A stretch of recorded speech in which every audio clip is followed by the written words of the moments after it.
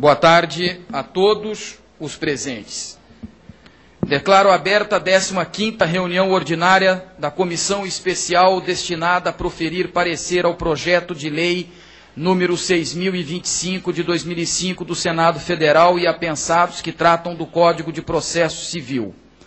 Tendo em vista a distribuição de cópias da ata da 14ª reunião, realizada no dia último, 23, indago se há necessidade de sua leitura. Senhor presidente, requer a dispensa da leitura da ata. Fica dispensada, portanto, a leitura da ata, pedido do deputado Dr. Grilo. Em discussão, não havendo quem queira discuti-la, em votação, os deputados que aprovam permaneçam como se encontram. Aprovada. Quanto ao prazo de emendas, informo que, se confirmada a realização da sessão plenária de hoje, o decurso será 36ª sessão, última sessão prevista para 5 de dezembro de 2011. Convido a todos para a Conferência de Fortaleza, no dia 2 de dezembro, e na sexta-feira, e na cidade de Cuiabá, segunda-feira, dia 5 de dezembro. A pauta de hoje prevê a realização de audiência pública sobre os projetos de lei de alteração do Código de Processo Civil, atendendo aos requerimentos dos deputados Arnaldo Faria de Sá e Nelson Marquesan Júnior. Foram convidadas Regina Beatriz Tavares da Silva, presidente da Comissão de Direito de Família do Instituto dos Advogados de São Paulo, Fabiola Passini, representando a Confederação Nacional das Indústrias, Ari Jorge Almeida Soares, representando a Confederação Nacional do Comércio de Bens, Serviços e Turismo, Carlos Bastide Horbach, da Confederação da Agricultura e Pecuária do Brasil, CNA, e o professor Luiz Rodrigues Vambier, representando a Confederação Nacional das Instituições Financeiras. Convido os palestrantes a tomarem assento à mesa. Regina Beatriz Tavares da Silva, Fabiola Passini, Ari Jorge Almeida Soares, Carlos Bastide Horbach, Luiz Rodrigues Vambier.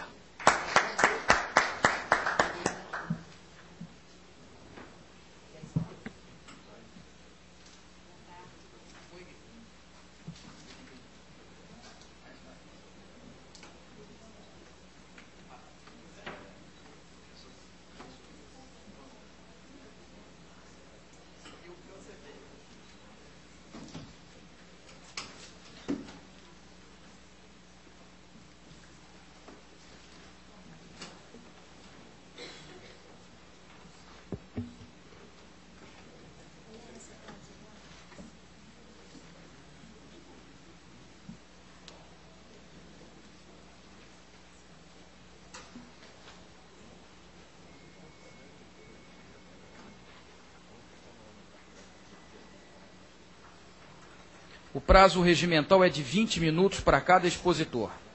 Com a palavra, a professora Regina Beatriz Tavares da Silva, do IASP.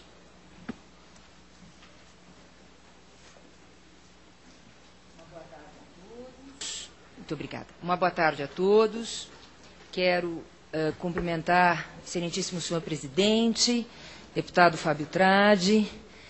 Quero cumprimentar também o relator geral, excelentíssimo senhor deputado Sérgio Barradas Carneiro, e todos os membros da mesa e, claro, os nobres deputados que aqui estão. Venho para falar especialmente de alguns artigos, poucos por sinal, mas de muita importância, na área do direito de família, quando o Código de Processo Civil vai tratar das questões de direito de família. Assim, se puder passar os slides, por favor. Quem poderia fazer a gentileza? Muito obrigada. Né?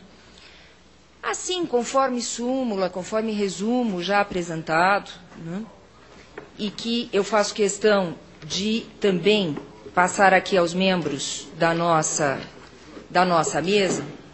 Por favor. Muito obrigada. Muito obrigada. Muito obrigada. Foram apresentadas 5 emendas pelo deputado Arnaldo Faria de Sá, que são sugestões do Instituto dos Advogados de São Paulo e que se referem aos artigos do projeto de lei de Código de Processo Civil que tratam do direito de família. Pois bem, pode passar mais um, por favor? A manutenção da separação no Código Civil, ela existe, a separação está mantida no nosso Código Civil, sendo o Código Civil aquele que rege as relações de família, também as relações de herança, os direitos de herança, a propriedade, a posse, os contratos em geral, as indenizações. O Código de Processo Civil, ele vai regular o modo pelo qual o juiz vai conduzir o processo nessas relações de família, de direito de herança, de propriedade, posse, indenizações. Portanto, o Código de Processo Civil é o instrumento pelo qual o juiz vai aplicar o Código Civil. Dessa forma, mais um, por favor, eu quero prestar as minhas homenagens ao deputado Sérgio Barradas Carneiro, que, com hombridade e despido de qualquer vaidade pessoal, como autor deste projeto de lei 7661 de 2010, em que propunha a retirada do Código Civil da separação, houve por bem retirar o projeto de lei em benefício da sociedade, já que a separação foi mantida no Código Civil. Né? E o deputado, repito, né, fez esta retirada do projeto de lei que apresentaram. Né?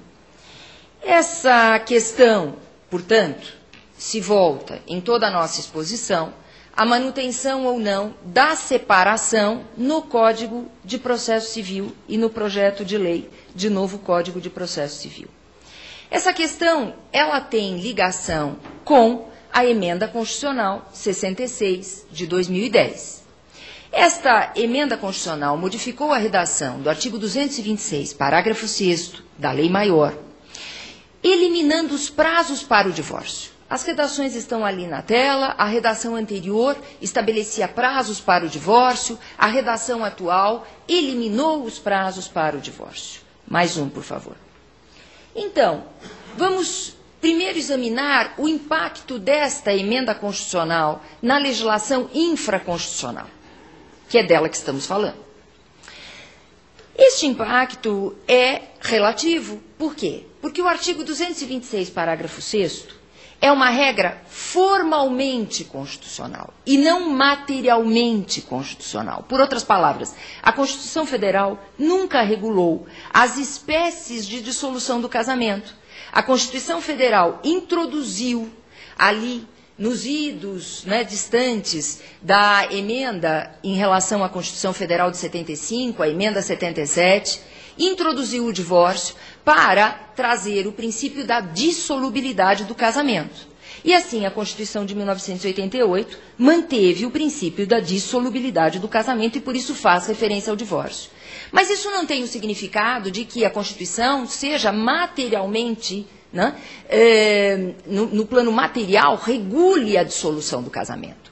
O divórcio está ali como estava ali, somente em razão do princípio da dissolubilidade do casamento. Todas as espécies de dissolução do casamento estão reguladas no Código Civil. É o Código Civil, o diploma legal, que regula as espécies dissolutórias. Mais um, por favor. E tanto isto que digo é uma verdade, que, se olharmos as constituições anteriores, a Constituição de 1934 tratava do desquite. As constituições posteriores de 37, 46 e 67 silenciaram sobre o desquite. Isso quer dizer, então, que o desquite não havia mais? Ou seja, porque a Constituição Federal de 1988, modificada agora por essa emenda 66 em 2010, não faz mais referência à separação. Isso quer dizer que a separação não existe mais? Separação existe. Está a demonstração aí, inclusive histórica, em relação às constituições anteriores, que também, uma delas, a de 37, deixou de falar sobre o desquite, e o desquite permaneceu no sistema jurídico brasileiro. Então, mais uma, por favor, mais um slide. Além disso, se considerado que a Constituição Federal teria, por não fazer mais referência à separação, eliminado a separação, teria eliminado também a separação de fato, já que a outra referência que constava do 226, parágrafo 6º, era da separação de fato por 2 anos. Não? As espécies dissolutórias do casamento, repito, elas estão reguladas no Código Civil, continuam reguladas no Código Civil, e mais um, por favor, do seguinte modo. Separação judicial dissolve a sociedade conjugal. Divórcio dissolve o vínculo conjugal. Na separação judicial é que são reguladas as espécies ruptura, remédio e culposa.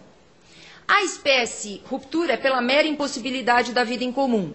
A espécie remédio é para oferecer proteção ao doente mental, para que ele tenha a proteção patrimonial, conforme os artigos de lei que já já veremos ali na exposição e que constam da súmula. E a separação culposa é pelo grave descumprimento de dever conjugal. Já no divórcio, o Código Civil somente o regula numa espécie, que é a espécie ruptura, pela mera impossibilidade da vida em comum. Mais um, por favor. E aqui estão os efeitos diferentes de cada uma dessas espécies. Na espécie remédio, reitero, a proteção patrimonial e assistencial ao doente mental. E na espécie culposa, a sanção que deve ser aplicada àquele que descumpre gravemente um dever conjugal, de perda do direito à pensão plena e de perda do direito de utilização do sobrenome marital. Essas sanções, elas só existem na separação, segundo o nosso Código Civil, e nessas duas espécies. Aí, nós temos, evidentemente, que reiterar que a separação tem que ser mantida. Primeiro, porque está no Código Civil. Segundo, porque está no Código Civil e é importante que estas espécies sejam mantidas no nosso ordenamento legal. Mais um, por favor. Vamos ver a inconstitucionalidade, ou melhor dizendo, as inconstitucionalidades que ocorreriam se a separação fosse eliminada do nosso ordenamento legal. Inconstitucionalidade no artigo 1º, inciso 3º, em relação a este dispositivo da Constituição. Princípio de proteção à dignidade da pessoa humana. Pois bem, se houvesse a supressão da separação e, portanto, daquelas duas espécies, remédio e culposa, o cônjuge que trai teria direito à pensão alimentícia plena. O cônjuge que agride fisicamente o outro, também em descumprimento de dever conjugal, faria jus à pensão alimentícia plena. Mais um, por favor.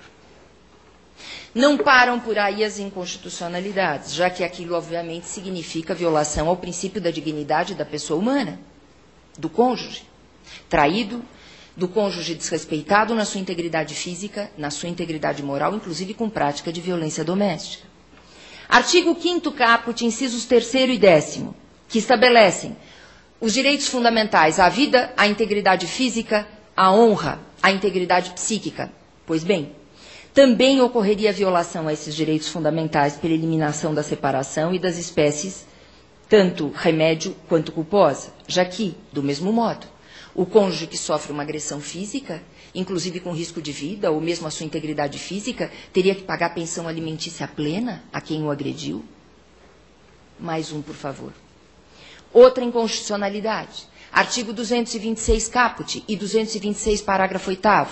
O primeiro artigo fala, o caput desse artigo, melhor dizendo, fala da especial proteção à família, aos membros da família. Onde ficaria essa proteção especial aos membros da família? Se uma mulher que sofre uma violência doméstica em casa tivesse que pagar pensão alimentícia plena ao agressor. Onde é que o Estado estaria cumprindo o dever que lhe é imposto pelo parágrafo 8º do artigo 226 de combate à violência doméstica? Isso seria um incentivo à violência doméstica. Bato e depois ainda tenho o direito de receber pensão plena. As inconstitucionalidades, portanto, se houver a supressão da separação, algo que, devo observar, foi realizado no Senado. No projeto original, a separação era prevista. Ela foi eliminada do projeto de lei no Senado.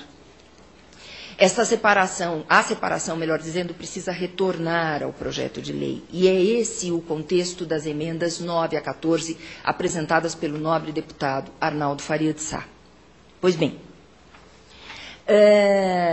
quero lembrar o seguinte, quando falo da violência doméstica, na classe menos favorecida, onde a violência doméstica é, infelizmente, muito praticada, ainda muito praticada, é nessa classe C, onde as mulheres, por pesquisas, e várias pesquisas, na maior parte dos lares brasileiros, sustentam as casas. Então, o dever delas de prover a família, porque elas é que ganham o suficiente para sustentar as casas. Elas são as provedoras das casas na classe C. Então, essas mulheres sofrendo uma violência doméstica, elas teriam que pagar pensão alimentícia plena para o agressor? Bem, claro que tudo isto é de fácil verificação, como também é esta outra inconstitucionalidade, mais um, por favor, em relação ao artigo 5º, 6º e 8º da Constituição Federal. O nosso Brasil é um Estado laico, sabemos, mas exatamente por ser laico, deve respeito aos religiosos. Pois bem, nos termos da Constituição Federal, há dois direitos fundamentais, o direito de crença e o direito de exercício de direitos em razão da crença.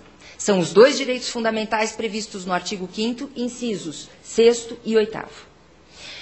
Os religiosos que não aceitam o divórcio também sofreriam essa grave violação se a separação fosse eliminada. Porque há certas religiões que não aceitam o divórcio, mas aceitam a separação. Em aceitando a separação, claro que buscam, na regularização do Estado Civil, quando existe o conflito conjugal, a separação e não o divórcio. Eliminada a separação, não teriam como regularizar o Estado Civil. Ou se divorciariam e abdicariam de suas crenças, ou se manteriam naquela zona cinzenta, que os italianos dizem zona grigia, da separação de fato, que é complexa, nebulosa e que gera uma série de dúvidas a respeito dos efeitos, a separação de fato, inclusive patrimoniais, inclusive em relação ao regime de bens. Então, deve ser mantida a separação também em respeito aos direitos fundamentais constantes do artigo 5º, incisos 6º e 8º. Eu não estou falando aqui de direitos dos religiosos, eu estou falando mais do que isso, de direitos fundamentais que a própria Constituição prevê. Os religiosos não teriam como regularizar o seu Estado Civil, e por isso a violação constitucional. Pela crença, não teriam como regularizar o Estado Civil. Pois bem, ainda, por favor, eu quero lembrar que, sobre a manutenção da separação, na interpretação que é feita hoje do Código Civil, nós tivemos uma 5ª jornada de Direito Civil no Conselho da Justiça Federal, com a presença de 250 juristas do Brasil inteiro. Estes juristas votaram estes 3 enunciados. Esses 3 enunciados foram aprovados com quórum qualificado na Comissão de Família e em plenário por todos os membros de todas as comissões que ali estavam presentes na 5ª jornada de Direito Civil. E o primeiro diz, a emenda constitucional não extinguiu o Instituto da Separação Judicial e Extrajudicial. E isso é muito importante que nós tenhamos em mente, essas jornadas de Direito Civil. Por favor, mais um. o entendimento notarial sobre a manutenção da separação no Código Civil. Os notários, o Colégio Notarial do Brasil, entende que a Emenda Constitucional 66 não eliminou a separação. A separação permanece, segundo também o entendimento notarial. A separação extrajudicial, aquela feita por escritura pública em cartório. Mais um, por favor. Conselho Nacional de Justiça, o CNJ, em julgamento de um requerimento feito pelo Instituto Brasileiro de Direito de Família, o IBDFAM, que requeria a supressão da separação do Código Civil, ou inclusive desta lei, melhor dizendo, 11.441 de 2007, que é a lei que regula a dissolução extrajudicial feita por escritura pública, o CNJ considerou que vigora a separação em nosso direito. E nesta resolução do CNJ 120 manteve a separação. Bem, mais um, por favor. Jurisprudência. Em todos os estados brasileiros, e vou começar pelo Supremo Tribunal Federal, onde há acórdão em que se examina a separação e a competência de foro para a separação, recentemente, após a Emenda Constitucional 66. O Superior Tribunal de Justiça, essa sentença estrangeira contestada, em que foi relatora, não está ali citada, mas eu faço questão de falar, a ministra Nancy Andrighi, que é uma ministra muito considerada pelos seus votos, pelo seu trabalho no Superior Tribunal de Justiça, também em análise da emenda constitucional disse: a emenda somente eliminou os prazos para o divórcio, mas não eliminou a separação. Ali, Tribunal de Justiça de São Paulo, inúmeros acórdãos. Vai passando, por favor, os slides. E nós vamos vendo quantos do Tribunal de Justiça de São Paulo, todos proferidos após a emenda do divórcio, considerando a existência da separação no nosso ordenamento legal, do Tribunal de Justiça de Minas, por favor, do Tribunal de Justiça do Espírito Santo, do Tribunal de Justiça de Santa Catarina, do Tribunal de Justiça do Rio Grande do Sul, inúmeros. E isto é apenas um exemplo de alguns julgados, porque existem outros. Eu ali fiz apenas uma coletânea dos principais. Os tribunais, portanto, consideram que a separação está mantida após a entrada em vigor da Emenda Constitucional 66. Conversão da separação em divórcio, que também o PL de novo Código de Processo Civil não trata. As pessoas separadas precisam ter o direito de converter a separação em divórcio.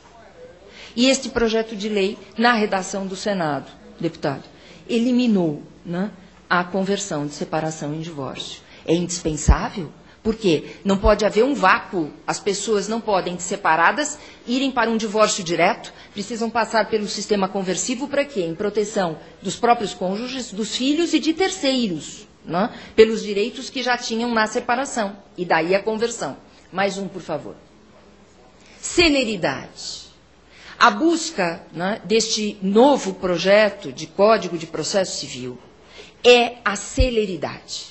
Imaginem o número de recursos, de debates, o caos processual que se formará com a separação mantida no Código Civil, nobre deputado Sérgio Barradas Carneiro, e a sua eliminação do Código de Processo Civil. Batalhas judiciais intermináveis. Em contrário, portanto, ao princípio que norteia este projeto de lei, que é da rapidez, da celeridade, né? Da busca das soluções justas e, para serem justas, inclusive, precisam ser rápidas, né? Por favor, mais um. O comparativo, então, que é feito afinal, né? Por favor, conforme estas emendas. Em cima, a redação sugerida pela emenda, embaixo, o texto que se encontra na redação do Senado Federal.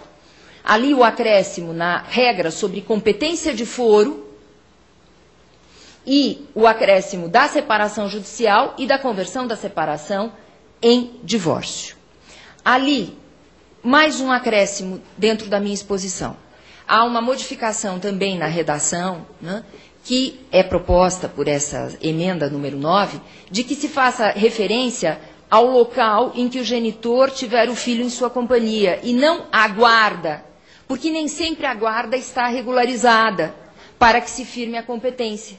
Então, substituir guarda por onde o genitor tiver o filho em sua companhia, porque às vezes a guarda não está regularizada judicialmente, né? A guarda, de fato, é muito comum, mas não é guarda, propriamente dita. Mais um, por favor. A regra sobre sigilo, né? Segredo de justiça, do artigo 164, ali, mais uma vez, a separação judicial e a conversão da separação em divórcio judicial. Podem perceber que, por vezes, eu cito separação judicial, por outras eu cito separação. E, por vezes, eu cito divórcio e, por outras, divórcio judicial. Por quê? Porque esses procedimentos eles podem se mesclar entre a via judicial e a via extrajudicial, que também está regulada em proposição no projeto de lei do Código de Processo Civil. Né? Então, eu fiz as adaptações da maneira mais perfeita possível nas sugestões que fiz ao deputado Arnaldo Faria de Sá, como presidente da Comissão de Direito de Família do IASP, para que nós tivéssemos um devido cuidado nesse sentido. Mais um, por favor. Procedimentos especiais, só o nome aí, obviamente, da seção 4, do capítulo 11, do título 3, que é dos procedimentos especiais. Mais um, por favor. Aqui, os procedimentos especiais. A separação judicial, colocando a expressão judicial ligada ao divórcio, porque é importante, já que aqui este artigo trata do divórcio efetivamente judicial e não do divórcio extrajudicial. Pela via consensual, é este o procedimento especial. Aqui, o acréscimo de um parágrafo 2º, transformando-se o parágrafo único em parágrafo 1º, e nesse parágrafo 2º, tratando da conversão da separação judicial em divórcio.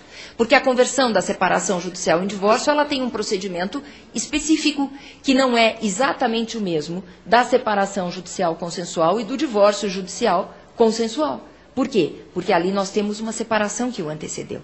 Né? Mais um, por favor.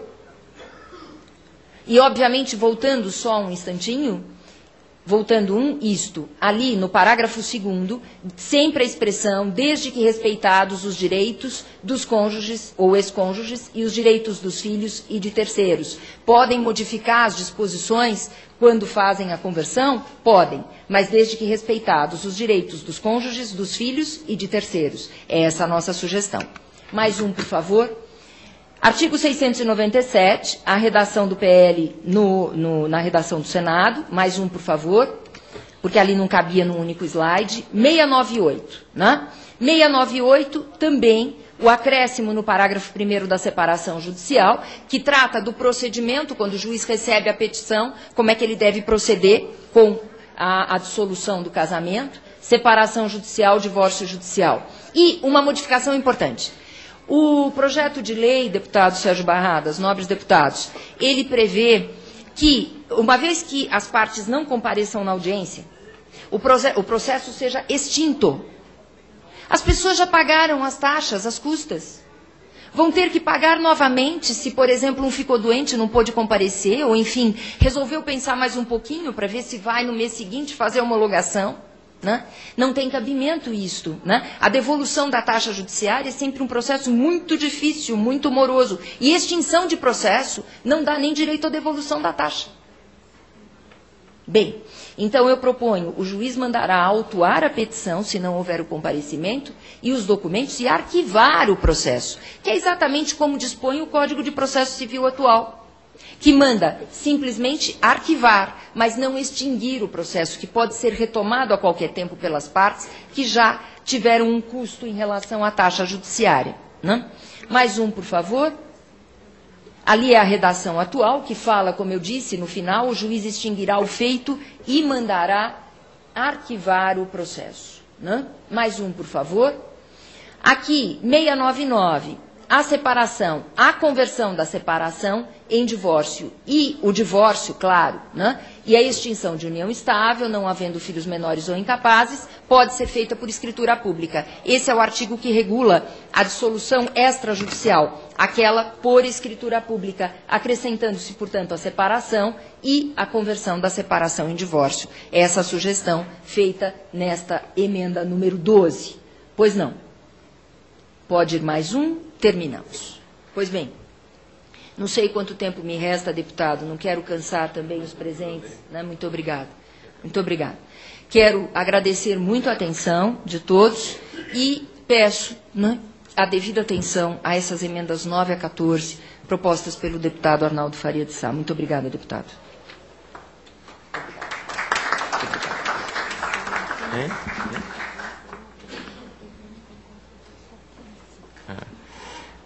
Eu quero pedir desculpa, doutora Regina, porque eu não controlei o tempo, mas a Cláudia está me informando aqui que o presidente Fábio Tradi havia determinado 15 minutos para cada um dos expositores. Nós estamos com uma concorrência hoje, que é na CCJ, com alguns projetos de interesse da advocacia, sobretudo um que fala dos honorários no direito do trabalho. E aí, como os deputados não iriam deliberar hoje, eram as audiências dos especialistas, eu creio que nós estamos com essa concorrência desfavorável à nossa comissão. Eu queria pedir desculpa aos palestrantes, mas aqui estão os assessores deles, estão os consultores da casa, o deputado Dr. Grilo.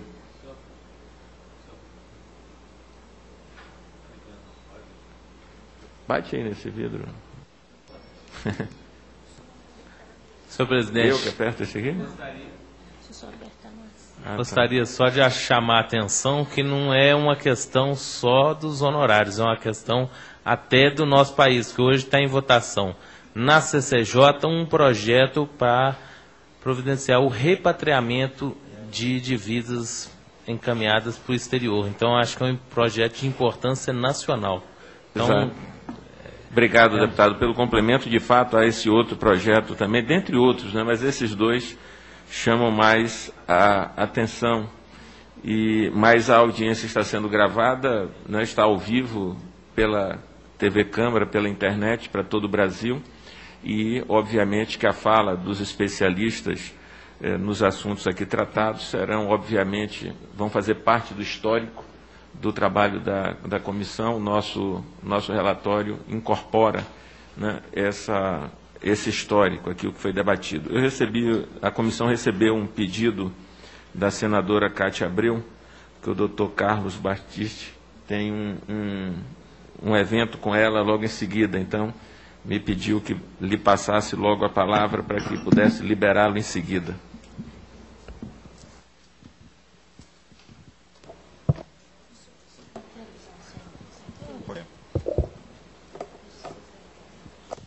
Bem, excelentíssimo senhor deputado Sérgio Barradas Carneiro, que é relator-geral desse projeto de novo Código de Processo Civil e que preside essa sessão, deputado Dr. Grilo, aqui presente também, integrantes dessa mesa, senhoras e senhores. Antes de tudo, eu gostaria de agradecer a compreensão de Vossa Excelência por esse compromisso imprevisto que há pouco me foi anunciado, e também pedir desculpas aos demais integrantes da mesa por uma eventual quebra da ordem de apresentações e também pelo fato de que, encerrada a minha brevíssima exposição, eu deverei me retirar, o que me furtará a apreciação das exposições subsequentes. Por outro lado, senhor presidente, permita-me iniciar essa minha intervenção salientando a minha alegria e a minha honra de estar na presença de vossas excelências, contribuindo, ainda de forma bastante humilde, de forma bastante reduzida, à evolução do processo civil brasileiro. Eu nunca poderia imaginar, confesso isso, quando eu frequentava as aulas de processo civil do professor Ovídio Araújo Batista da Silva, cuja memória eu referencio na Universidade Federal do Rio Grande do Sul, que, passados aproximadamente 15 anos, eu teria esse privilégio de contribuir, ainda que um pouco, para os representantes do povo brasileiro nessa tarefa histórica de alteração do quadro processual no nosso direito. Eu tenho a consciência, porém, que essa minha presença aqui, ela se deve muito menos às minhas qualificações, até mesmo porque a minha formação toda é em direito administrativo, não em processo civil, onde fiz meu mestrado e meu doutorado, se deve menos às minhas qualificações e mais ao setor que aqui eu represento, que é o setor da agricultura e da pecuária. E consciente disso, e seguindo os conselhos de Apérez, que dizia que o sapateiro não vai além da sandália, eu, como advogado do setor rural, eu vou me limitar aqui a questões processuais que afetam diretamente o homem do campo, comprometendo o seu trabalho e comprometendo a sua produção.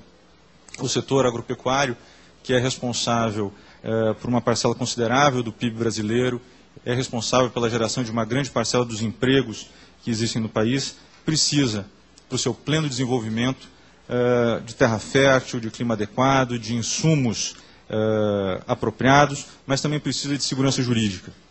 Desses fatores, o que mais importa para nós e que mais depende da ação do homem, da intervenção do homem, é exatamente o da segurança jurídica, porque ele envolve tanto a elaboração das leis, que precisam ser precisas para gerar a certeza do direito, e essa segurança jurídica também pressupõe a correta interpretação das leis, a correta aplicação dessas leis, em especial quando se está diante de conflitos que precisam ser mediados pelo Poder Judiciário.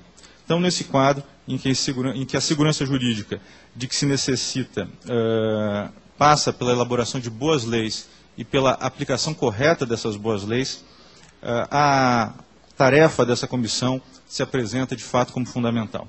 Afinal, Vossas Excelências vão elaborar um diploma por meio do qual o direito material vai ser aplicado, diploma esse que ele mesmo precisa ser bastante preciso, bastante claro, na delimitação dos poderes e também dos deveres dos juízes, bem como na definição dos direitos e das obrigações das partes e dos seus representantes, nós, os advogados.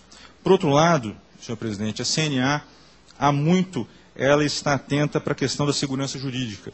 A CNA criou em 2010, no início de 2010, um observatório das inseguranças jurídicas no campo, e a pesquisa desenvolvida nesse projeto indicou a existência de pelo menos 4 questões que geram insegurança jurídica no campo, afetando gravemente o setor produtivo rural.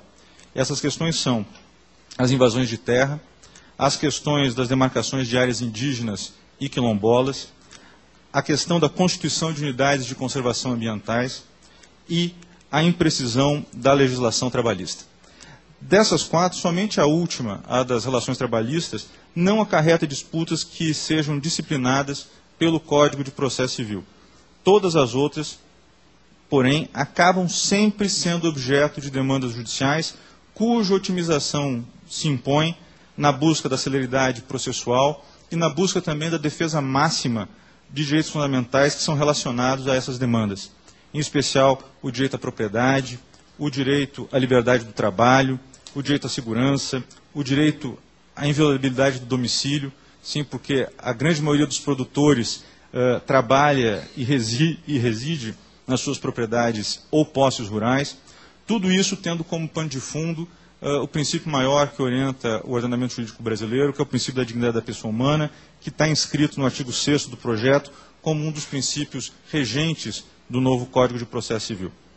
Diante dessa realidade, a CNA se preocupa especialmente, além das questões que já foram aqui debatidas em outras audiências, como a redução das possibilidades de recurso ou o incremento dos poderes de ofício do juiz, a CNA se preocupa basicamente com 2 aspectos que serão examinados, ainda que muito brevemente, nessa minha intervenção. O primeiro deles é o das ações possessórias e o segundo relacionado com as possíveis repercussões nefastas do Instituto do Amicus Curiae, igualmente introduzido no projeto de Código de Processo Civil.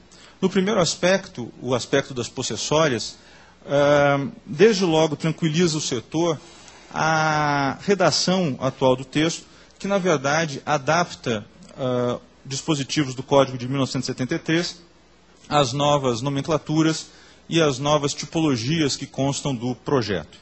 De fato, se a gente faz um cotejo dos artigos 920 a 933 do atual Código de Processo Civil com os artigos 540 e 553 do projeto, é possível se concluir sem maiores esforços, né, que a disciplina das possessórias se mantém, não gerando maiores ou novas inseguranças para o setor produtivo rural.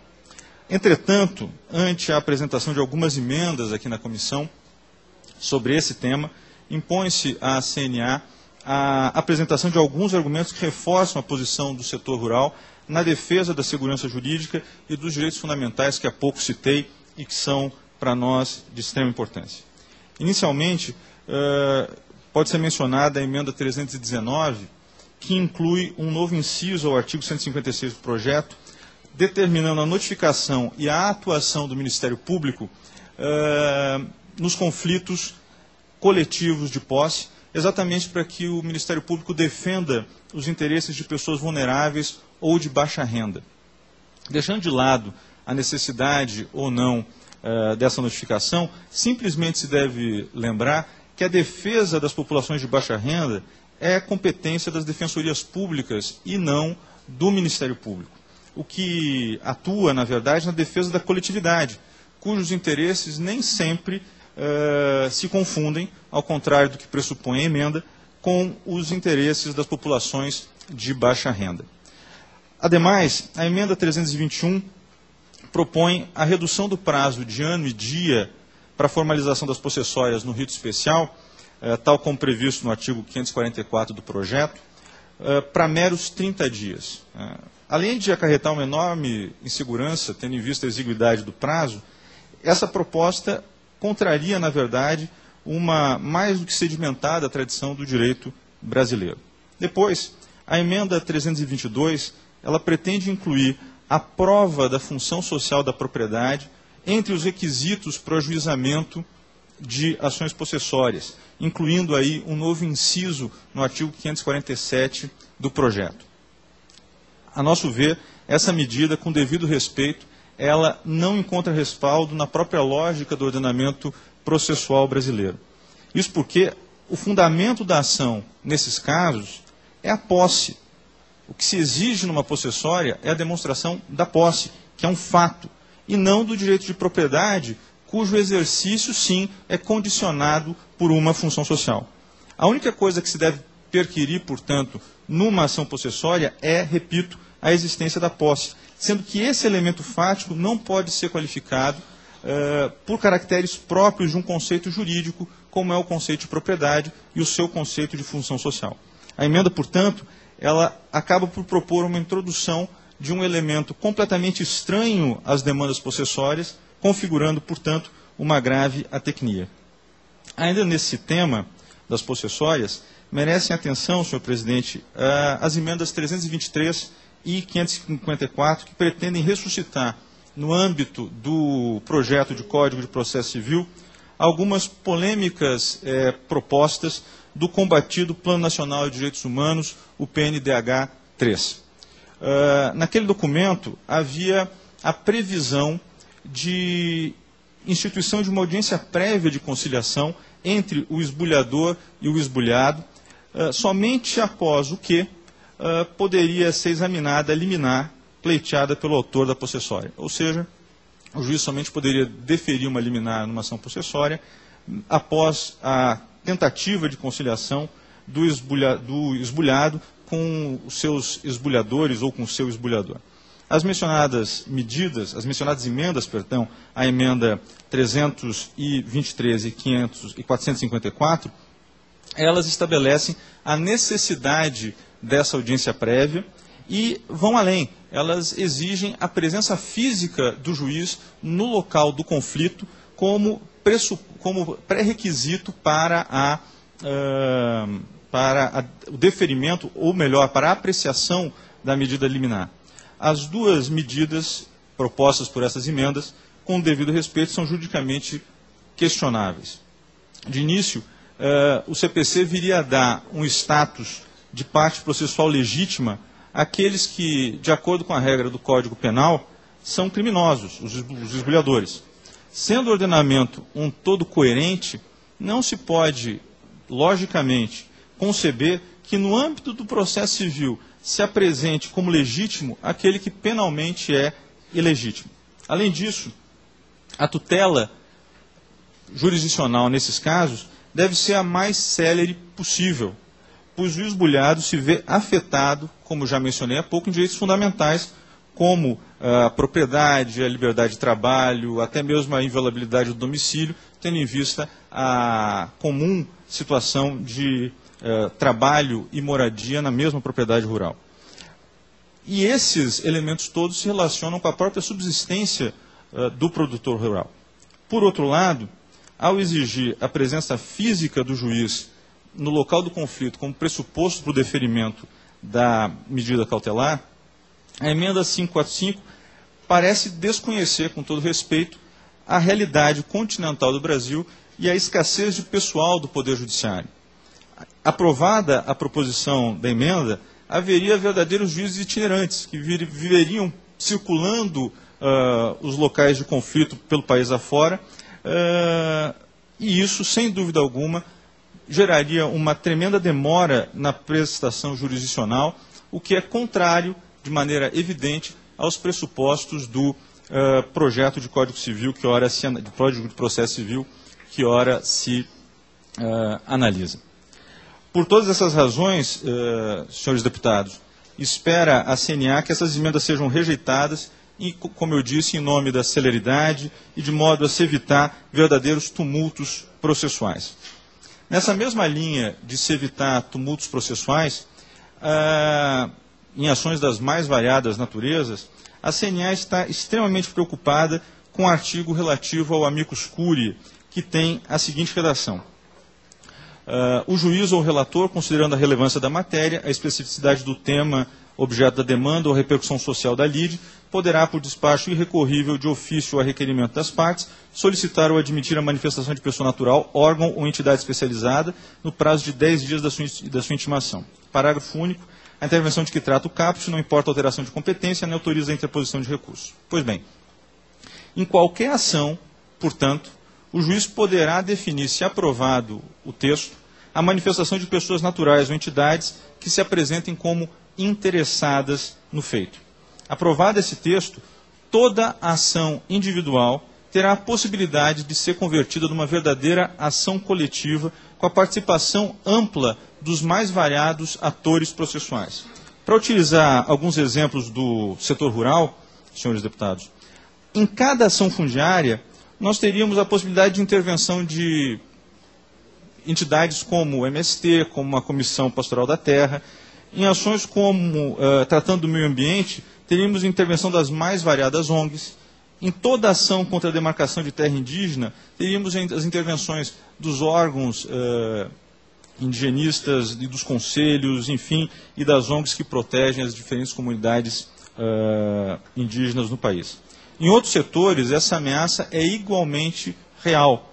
Em cada ação discutida um contrato bancário, por exemplo, inúmeras associações de defesa do consumidor poderiam se apresentar juntando aos autos manifestações e, como eu disse, gerando um maior tumulto no feito. Em cada despejo, um movimento pela moradia apresentar-se-ia. Ou seja, nós teríamos um quadro de constante coletivização das demandas individuais, o que gera evidente transtorno.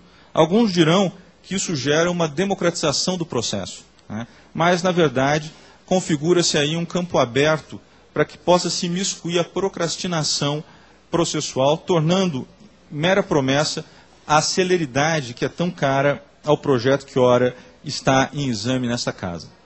E essa perda de celeridade já se verifica, por exemplo, no Supremo Tribunal Federal, tribunal este onde o Instituto do amicus curiae já vem sendo praticado.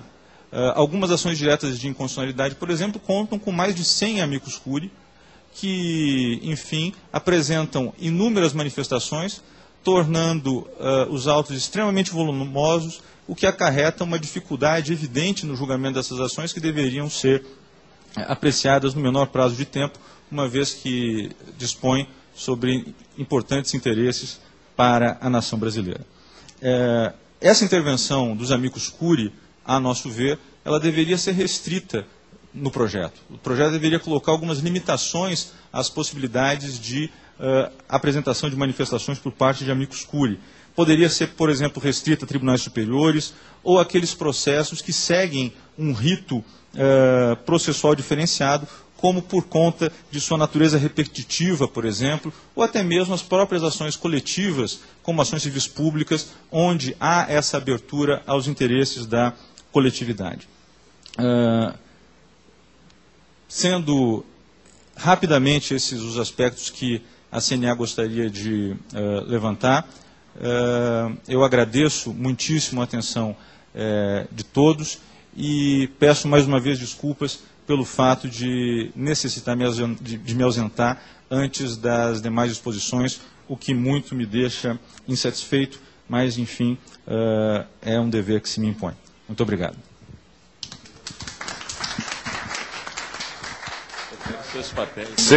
Eu também peço desculpas, mas nós estamos com muitas atividades na Câmara ao mesmo tempo. O fim de ano acelera algumas coisas. E o deputado Nelson Marquesan, que é autor do requerimento para a oitiva de Vossas Excelências, pediu que justificasse também. Ele está na Comissão de Constituição e Justiça no momento.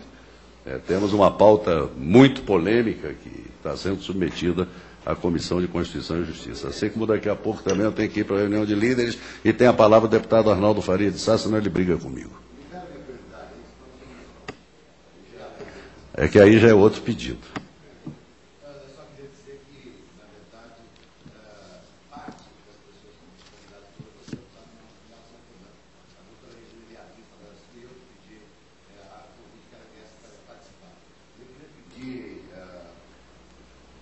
Queria pedir à comissão que juntasse e encaminhasse ao deputado Sérgio Barradas Carneiro, nosso relator, a manifestação do doutor Antônio Cláudio Costa Machado, que está nas páginas amarelas da revista Veja dessa semana. Eu sei que ele teve, mas quando ele teve não tinha página amarela ainda. A página amarela é dessa semana. Mas a palavra está com o deputado Arnaldo Faria de Sá. Eu queria que fosse juntado aqui as páginas amarelas da Veja dessa semana, da entrevista do doutor Antônio Costa Machado, para que pudéssemos todos terem conhecimento. Defiro e peço a Vossa Excelência que encaminhe à Secretaria para que se faça o encaminhamento ao senhor relator com cópia na Secretaria.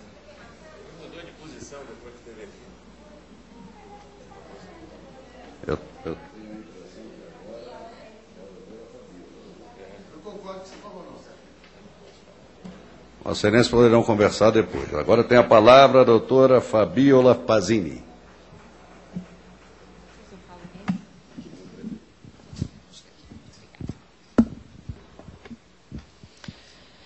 Boa tarde a todos. Boa tarde, deputado Sérgio Barradas. Boa tarde, deputado Miro Teixeira, professora Regina, professor Vambier, doutor Ari, senhores e senhoras. Meu nome é Fabiola Pazini, eu estou aqui falando em nome da Confederação Nacional da Indústria.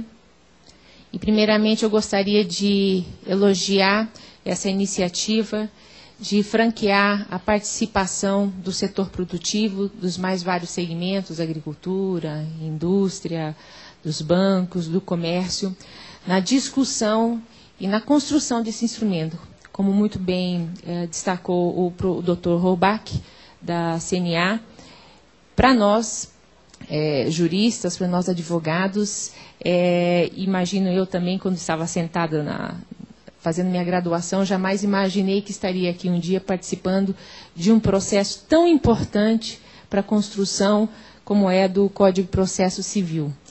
Também não sou processualista, em verdade sou especialista em direito contratual, mas venho aqui, seguindo a orientação da CNI, trazer o posicionamento institucional da Confederação Nacional da Indústria e de todo o segmento da indústria com relação a esse projeto.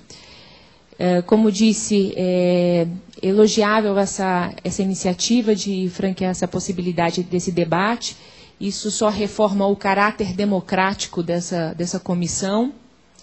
E nós, a CNI, já vemos construindo um entendimento acerca desse projeto já desde o final do ano passado, de 2010.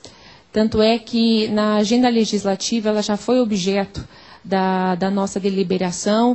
Inclusive, eu tomo até a liberdade aqui de mostrar a nossa agenda legislativa, que eu acho que é de conhecimento dos senhores deputados. E ali nós já tivemos, num primeiro momento, a oportunidade de exarar o entendimento que nós temos acerca desse projeto. Embora não seja esse um entendimento hermético, impossível de ser modificado, mas, na verdade, nós nos preocupamos muito com uma alteração tão significativa do processo civil, porque, em verdade, entendemos que a celeridade do processo, tal qual é o espírito que imbuiu toda a construção desse novo processo, ele não pode suplantar direitos constitucionais, como o direito à ampla defesa, suplantar recursos, enfim, outros direitos constitucionalmente previstos e que podem colocar em xeque a produção nacional e, portanto, a sociedade como um todo. Nós compreendemos aqui a necessidade de que as leis sejam aperfeiçoadas, sejam modificadas, tal qual isso já vem ocorrendo já desde os idos de 1990 com o atual Código de Processo Civil. Mas, e por isso também entendemos que seja elogiável essa proposta de alteração, né, ou de criação de um novo Código de Processo Civil, embora entendamos que mereçam ser feitos inúmeros reparos. O tempo aqui é escasso e eu não posso trazer todos os pontos pelos quais nós passamos, até porque nós temos aí várias emendas que já foram apresentadas por meio de inúmeros outros deputados, mas nós gostaríamos de nos deter em alguns pontos, que eu também não vou esgotar doutrinariamente, até porque me foge essa capacidade técnica, por favor, mas que nós reputamos que são muito importantes para o setor produtivo, para todos os empresários de um modo geral, e trouxemos alguns pontos só que eu gostaria de passar rapidamente. Por favor. Eu só gostaria de ressaltar aqui, portanto, esse princípio pelo que nós destacamos, que esse princípio, esse entendimento de que a prestação jurisdicional mais célere, ela deve ser mais célere e ela deve ser capaz de resguardar a segurança das relações jurídicas e dos investimentos. E é um grande e deve ser também entendida como um grande passo para o desenvolvimento do país e que também merece maior celeridade processual. Agora, especificamente com relação aos pontos que nós gostaríamos de tocar, eu começo aqui com o incidente da desconsideração da personalidade jurídica, que foi previsto que foi trazido nos artigos 77 e 78 desse projeto. Nós elogiamos essa iniciativa, porque a desconsideração da personalidade jurídica materialmente, ela já está prevista em vários dispositivos do nosso ordenamento. Nós temos no Código Civil hoje, no Código de Defesa do Consumidor, na Lei Antitruste antiga e agora na nova lei do CAD, do SuperCAD, também na legislação do meio ambiente. E ela, entretanto, vem sendo aplicada com diferentes entendimentos nas diferentes esferas judiciais. E isso preocupa muito o setor produtivo, porque em razão da insegurança jurídica que isso ocasiona. Portanto, é elogiável essa regulamentação, essa previsão do incidente da desconsideração da personalidade jurídica como um incidente dentro do processo. Mas entendemos que esses dois artigos, ou esse capítulo, ele mereça alguns aprimoramentos, por assim dizer. Eu faço só lembrança a esse respeito do projeto de lei 3401, que está tramitando de 2008, que é um projeto construído com base num consenso, e que traz uma regulamentação que parece ser bastante satisfatória para a desconsideração da personalidade jurídica e que também traz bastante segurança em razão disso. A questão aqui no artigo 77, primeiramente, embora ele guarde consonância com o conceito da possibilidade de desconsideração, que é na hipótese de abuso da personalidade, ela estende essa desconsideração, além do sócio e dos gestores da pessoa jurídica, também aos bens da empresa do mesmo grupo econômico. Nós aqui já fazemos uma pontuação, uma advertência, porque há aqui um desvirtuamento do conceito da desconsideração da personalidade jurídica, né? Porque ela ocorre, havendo essa distinção entre pessoa jurídica e pessoa física, né? Desconstrói-se em circunstâncias determinadas, como é o caso quando ocorre o abuso da personalidade jurídica, desconstrói-se essa figura da pessoa jurídica para atingir, por trás dela, aquela pessoa física que foi o causador daquele abuso e que, portanto, está ocasionando aquele prejuízo ou impedindo o cumprimento da obrigação devida. Uma situação excepcional. Isso é a desconsideração, ou seja, tirar essa pessoa, tirar o manto, né, esse véu que a gente fala sobre da pessoa jurídica e atingir a pessoa física que está por trás dela. Por quê? Na medida em que são pessoas distintas, há também uma separação de patrimônio aí, né? Nós temos o patrimônio da pessoa jurídica e o patrimônio da pessoa física. Nessas circunstâncias excepcionais, o que se faz? Se retira esse manto da pessoa jurídica e se atinge excepcionalmente o patrimônio da pessoa física. Isso é, em breves palavras, o Instituto da Desconsideração. O que se pretende aqui, no artigo 77, é estender isso ao quê? Às empresas que façam parte do mesmo grupo econômico. Isso é de uma total falta de técnica jurídica, porque nós não estamos aí no campo da desconsideração. Quando muito pensamos, seria o caso de uma responsabilidade, de uma previsão de uma responsabilidade solidária, quando houver um excesso ou um abuso, mas com uma previsão expressa, mas não uma hipótese de desconsideração. Além disso, tal qual o artigo 3401, que trata da desconsideração da personalidade jurídica, nós entendemos que alguns aprimoramentos seriam cabíveis aqui. Como, por exemplo, no 3401, a obrigação de o pedido que faz, quando se faz o pedido da desconsideração, seja indicada de forma objetiva quais os atos que ensejam essa responsabilidade pessoal daquele gestor ou daquele administrador. Isso é fundamental para que seja mantida, para que seja concedida à parte o mais amplo devido processo legal, para que possa haver uma defesa equitativa daquela parte que terá os seus bens ou poderá ter os seus bens pessoais atingidos.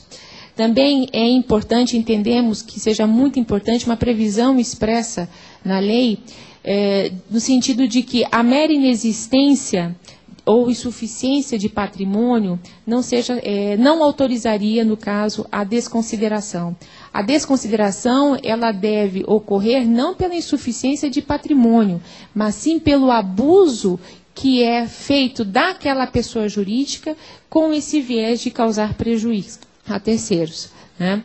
A impossibilidade também de ser decretada de ofício a desconsideração. Em verdade, aqui o artigo 77 já faz essa menção, né, no sentido de que ela deverá ser requerida pela parte ou pelo Ministério Público.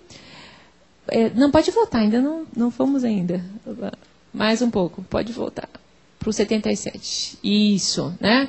Em caso de abuso da personalidade jurídica, caracterizado na forma da lei, o juiz pode, em qualquer processo ou procedimento, decidir a requerimento da parte ou do Ministério Público. Em verdade, esse item já estaria até atingido. Então, enfim, são itens que nós entendemos que sejam primordiais, necessários para o aprimoramento da desconsideração e que não constaram aqui no artigo 77, como já há no projeto de lei 3401 de 2008. Razão pela qual nós sugerimos algumas emendas no sentido de aprimoramento, porque dessa forma entendemos que será assegurado às partes a segurança para que ela não seja decretada de ofício uma desconsideração ou em razão de uma mera insuficiência de patrimônio, mas que seja seguida o procedimento previsto na lei. Um outro ponto que nós reputamos aqui também do projeto, e aqui eu peço para passar já para o próximo, um outro ponto que nós entendemos que fragiliza bastante o processo, e eu acho que isso já foi objeto, inclusive, de algumas ponderações por parte de grandes juristas aqui no Brasil e de outras também que passaram aqui pela Câmara, em outras audiências, foi a supressão dos procedimentos cautelares, dos procedimentos cautelares nominados, né, do processo das formas de cautelares nominadas. Nós seguimos sem entender o motivo pelo qual eles foram excluídos. hoje, no título 9, que trata da tutela de urgência e da tutela de evidência, que também temos muita dúvida sobre o que vem a ser efetivamente essa tutela de evidência.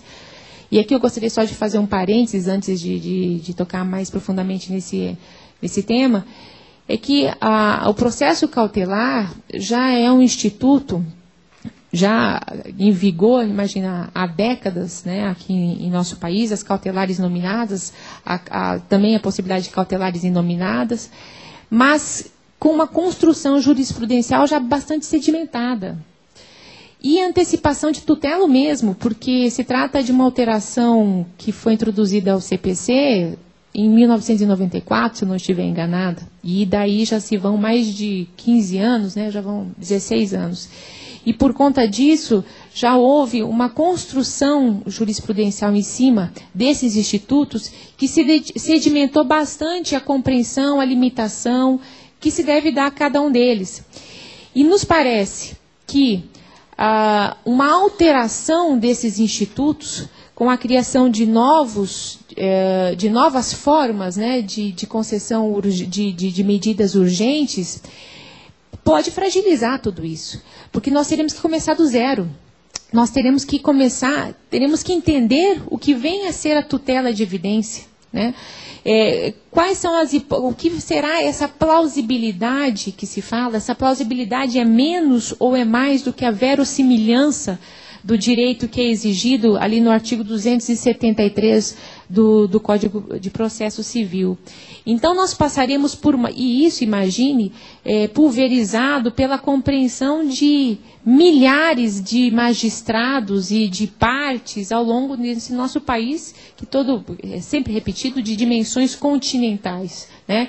Isso sem mencionar também na disparidade de conhecimento que nós temos, que a gente verifica no judiciário, que vai desde o Oiapoque até o Chuí. Então, é uma questão que, a nosso ver, é bastante sensível, porque nós estamos tratando da modificação de institutos, com a criação de novos institutos, de novos requisitos, não sei, ainda não sabemos dizer com segurança, porque não temos essa compreensão exata, né?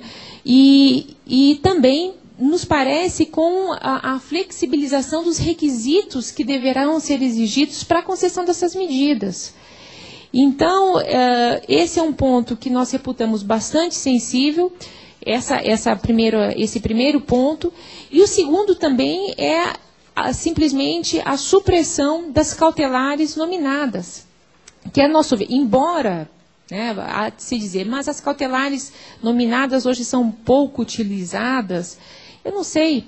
No campo, as cautelares de arresto e de sequestro, me parece, inclusive pelos bancos, são bastante utilizadas nas questões de financiamento, que são feitos para safras e tudo mais, pelos bancos, que antecipam o dinheiro para o plantio dos agricultores e tudo mais, mas são medidas bastante utilizadas e que são dotadas de requisitos específicos, objetivos para cada uma delas.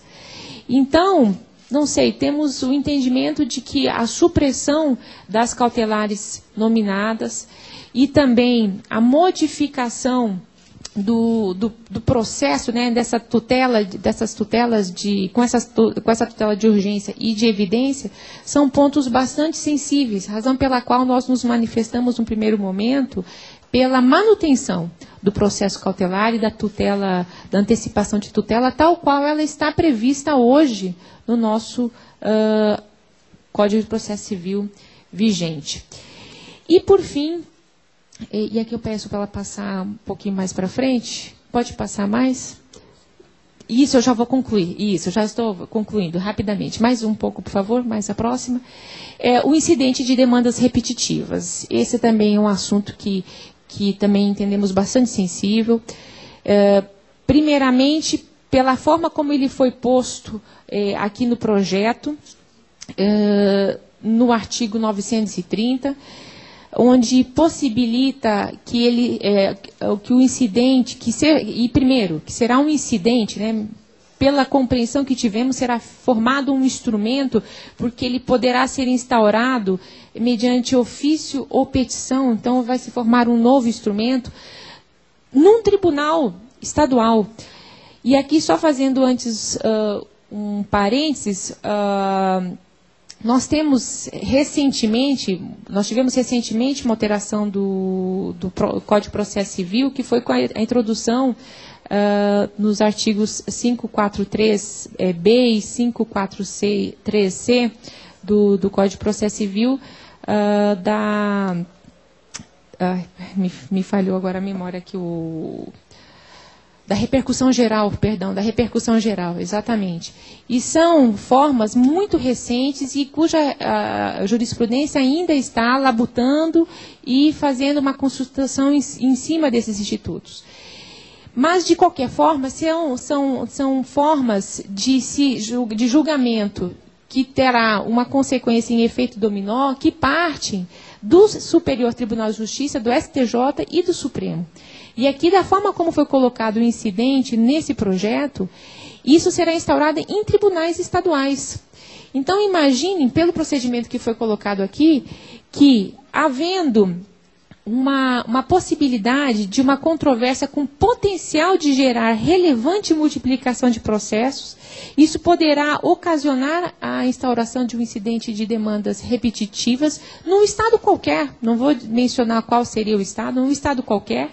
Isso terá o condão de fazer com que todas as demandas a este respeito no Brasil sejam suspensas. Todas. E o que mais? Julgado naquele estado, naquele único estado, subindo depois, como esse único processo subirá como recurso especial ou extraordinário, e ele que servirá esse único processo para servir como uma decisão pragmática para todas as decisões no Brasil. Quando atualmente o que acontece é que nós temos, por meio desses artigos, dessa reforma do Código de Processo Civil, nós temos demandas que são escolhidas ali no STJ ou no Supremo, para que sejam julgadas e para que tenham esse efeito vinculante, mas esses tribunais superiores, quando apreciam essas demandas, eles fazem isso já em sede recursal, já de recurso, e após já conhecer as teses que estão sendo definidas no Brasil inteiro. Ou seja, ali sim, o Superior Tribunal de Justiça está construindo uma decisão e cumprindo a sua função constitucional, lá do artigo 105, inciso 3º, a linha C. Portanto, por mais essa razão, e aqui já concluindo, né, nós entendemos que também seja um ponto bastante sensível desse novo Código de Processo Civil, e por essa razão também que entendemos que deveria ser mantido tal qual é previsto hoje nos artigos 543B e C do CPC. Muito obrigada. Obrigada pela atenção de todos vocês. Muito obrigado. Olha aqui. Agora tem a palavra o doutor Ari Jorge Almeida Soares. Muito obrigado. Representando a Confederação Nacional do Comércio e Bens, Serviço e Turismo. Aliás, serviços e turismo. Serviço e turismo. Nós devemos usar o plural fora dos artigos, por isso ficou meio moda, né? Só usar plural em artigo. Boa tarde a todos. Primeiramente, agradeço, em nome da Confederação, o convite, né, ao deputado Arnaldo Faria de Sá, Nelson Marquesan. Cumprimento também o nobre deputado relator geral, deputado Miro Teixeira, que compõe a mesa, a minha colega a doutora Fabiola Pazini, que me acolheu aqui na CNI para debatermos o assunto, o professor Vambier, que compõe a mesa, a professora Beatriz. E eu começo falando o seguinte: eu acho um pouco difícil falar após a manifestação do Dr. Carlos Horbach e da doutora Fabiola. Fiquei numa delicada situação. Mas também, por outro lado, fico feliz que o professor Vambier vai encerrar com chave de ouro, certamente, com o brilhante professor que é conhecido. Então, fico menos apreensivo. De igual maneira, também no ano de 1988, lá na Faculdade Cândido Mendes, no Rio de Janeiro, onde me formei, no centro da cidade, jamais imaginaria que estaria sentado, contribuindo, ainda que modestamente, né, para o engrandecimento aqui do nosso Código de Processo Civil, que certamente urge por algumas mudanças, né? E nós vamos tentar aqui pegar em 2 pontos que nós tivemos a sensibilidade de perceber que talvez contenham alguns, não deslizes, porém contenham algumas imperfeições que poderiam ser revistas. E nós pegamos aqui na nossa análise o artigo 810 do PL 8046, que trata de um tema delicado, né? Delicado no bolso das pessoas, das empresas, que é a penhora online. É um tema extremamente sensível esse tipo de penhora, porque, na regra, o dinheiro vem primeiro. E hoje o artigo 655 do Código de Processo Civil,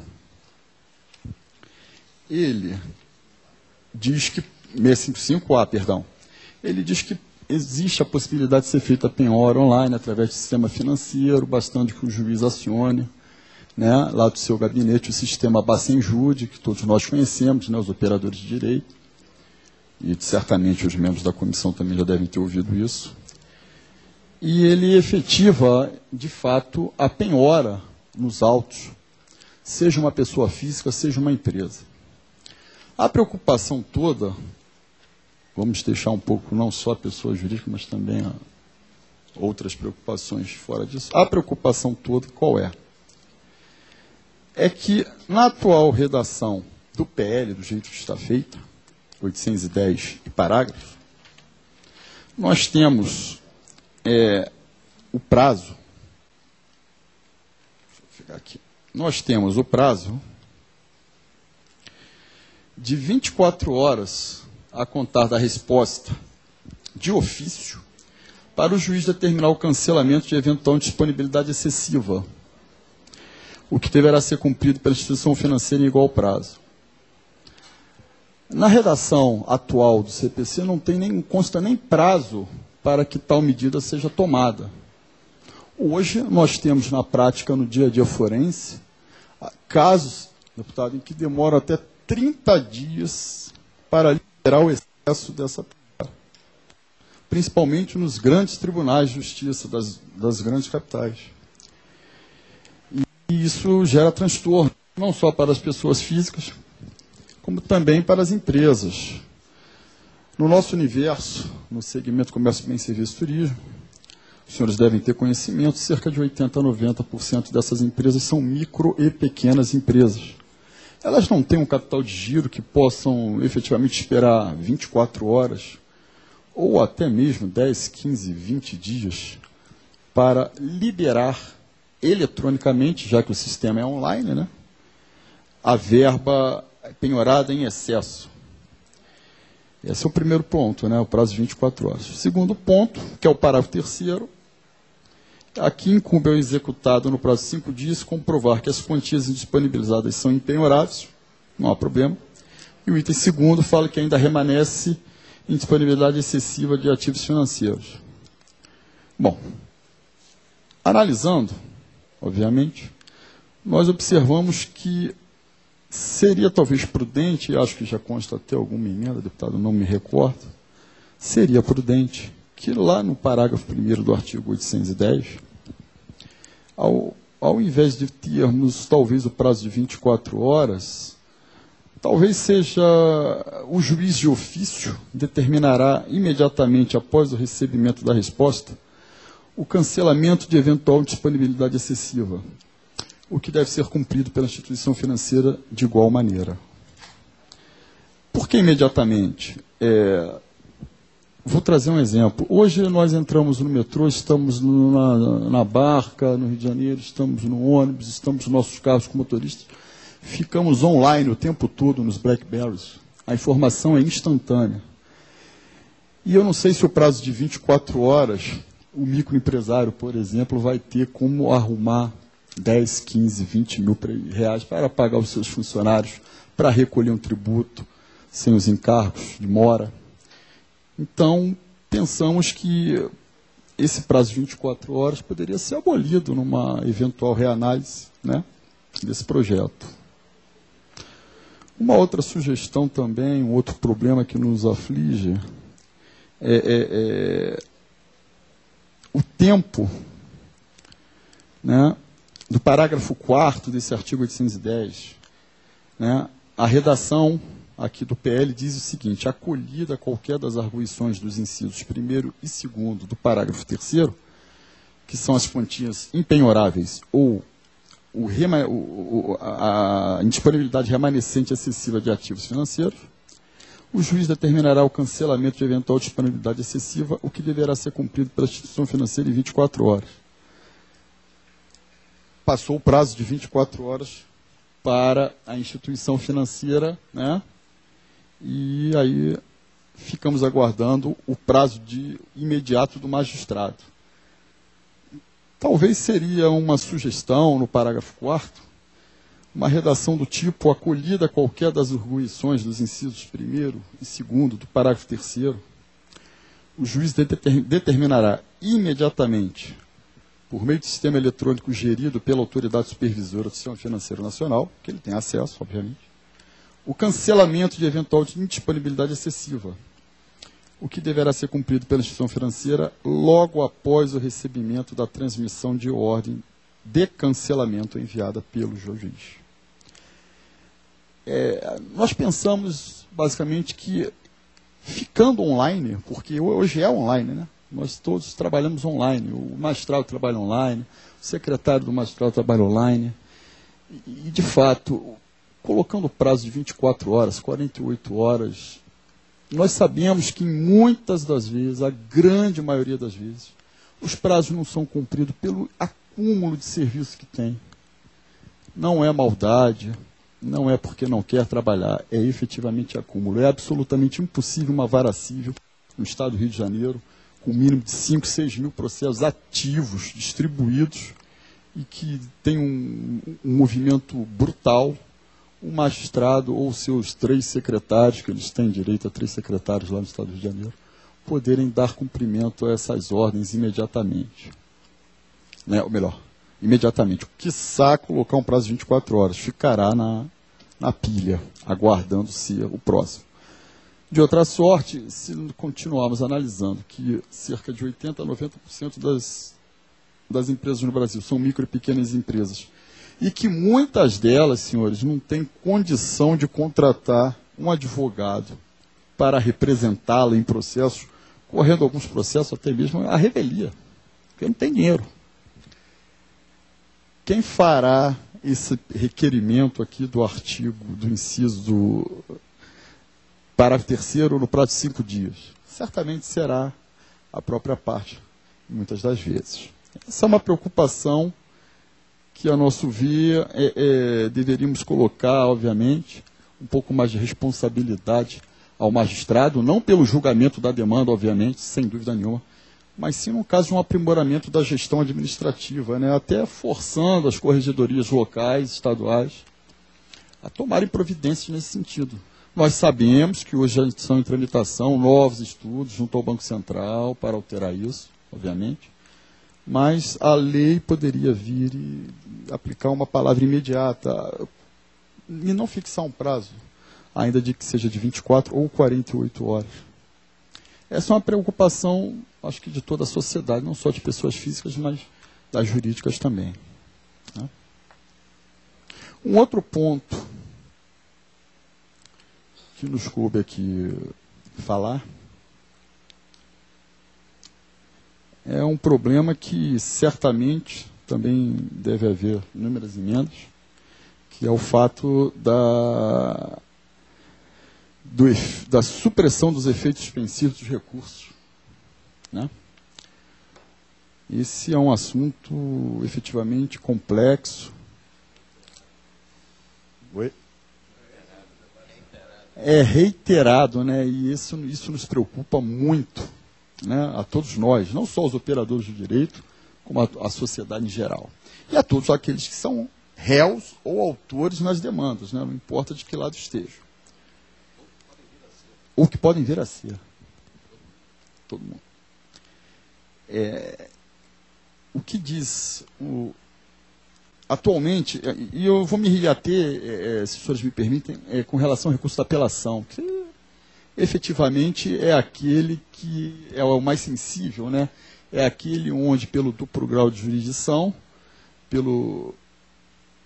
por esse princípio, um colegiado vai novamente analisar a matéria, vai poder analisar provas, toda a matéria sustentada e alegada nos autos até aquele presente momento, enfim. Esse também, senhores, é um fato que tem que ter muita atenção, porque hoje a atual redação do Código de Processo Civil, ela é boa, do meu modesto ponto de vista. Por quê?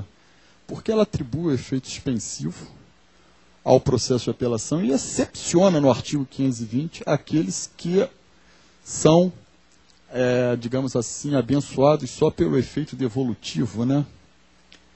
E eu acho que poderia ocorrer qualquer alteração nas propostas, fazendo-se, incluindo-se um artigo do tipo do artigo 520, excepcionando, né?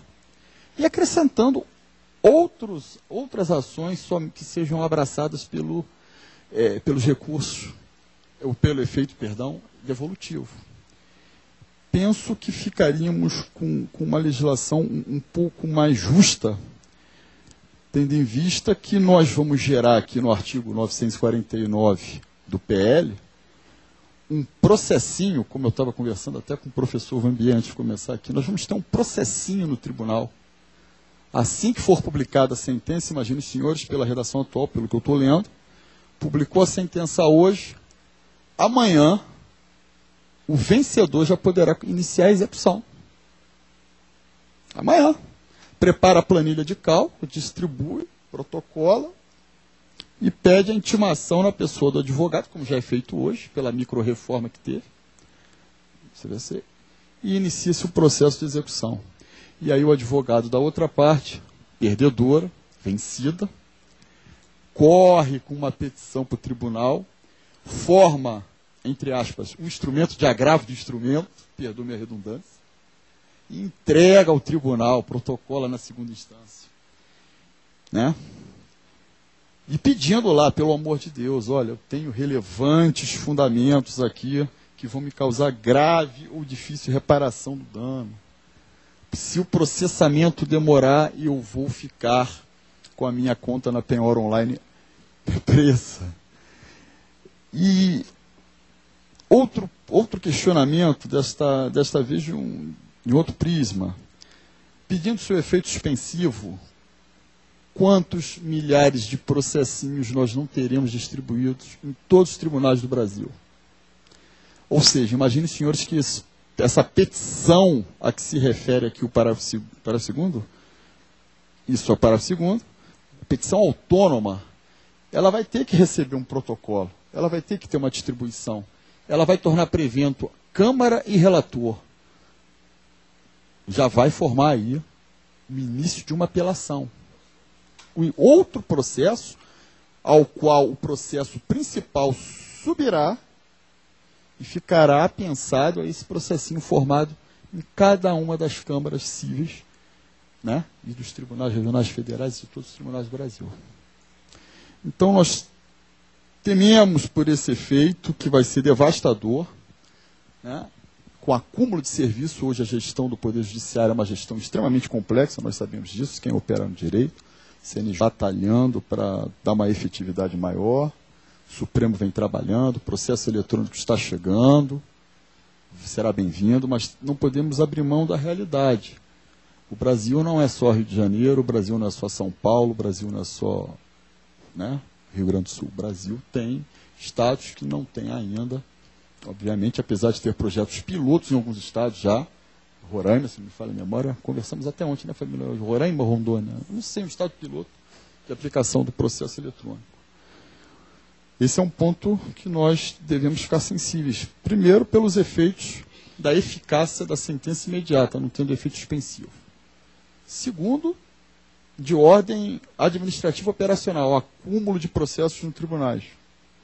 E um terceiro ponto, ao protocolar essa petição no tribunal, sendo distribuída para uma Câmara Civil, no caso, no Estado, citando como exemplo, prevendo o relator ao deferir o efeito suspensivo, ele estaria, de certa maneira, já indicando que o voto dele é para reformar? Ele não estaria antecipando o voto dele? Como? Referente ao mérito, viu, deputado? Referente ao mérito. Será que não seria um indício? Será que aquela isenção que é peculiar aos magistrados e tal, aquela parcialidade, ou seja, que ele não pode demonstrar, será que ela já não estaria viciada, entre aspas, se é esse o termo que nós podemos utilizar, por uma análise preliminar? Porque, senhores, não se iludam, essa petição autônoma vai virar um processo. Vão ser anexadas cópia da petição inicial, cópia da contestação, réplica, documentos importantes, assentada, testemunhas, depoimentos, e todo código, laudos periciais, porventura existentes, e toda sorte de documentos. Não há previsão para desentranhamento dela. Petição autônoma. Nem tampouco há um limitador. Petição autônoma, vírgula, sem ser anexado quaisquer documentos. Não existe isso, somente a sentença. Eu não sei como os tribunais reagirão. Bom, deu o recado aqui, já tomei um puxãozinho de orelha do deputado aqui, Miro Teixeira. Tá. E eu agradeço a oportunidade por falar em nome da Confederação Nacional do Comércio. E eu desejo uma boa tarde a todos e que os trabalhos sejam efetivamente satisfatórios ao final do ano de 2012. Obrigado.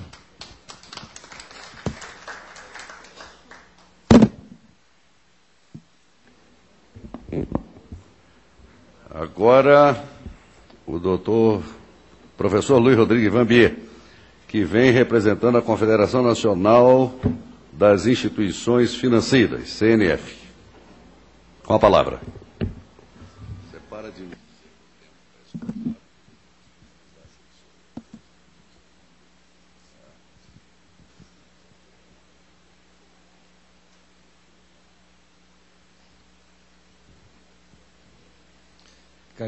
Caríssimo deputado Miro Teixeira, caríssimo relator do projeto do novo Código de Processo Civil, deputado Sérgio Barradas Carneiro, os caríssimos colegas de mesa, senhoras e senhores assessores, interessados.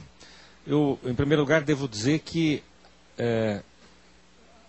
agradeço à Confederação pela delegação que me outorgou para falar a respeito de alguns pontos do projeto em seu nome.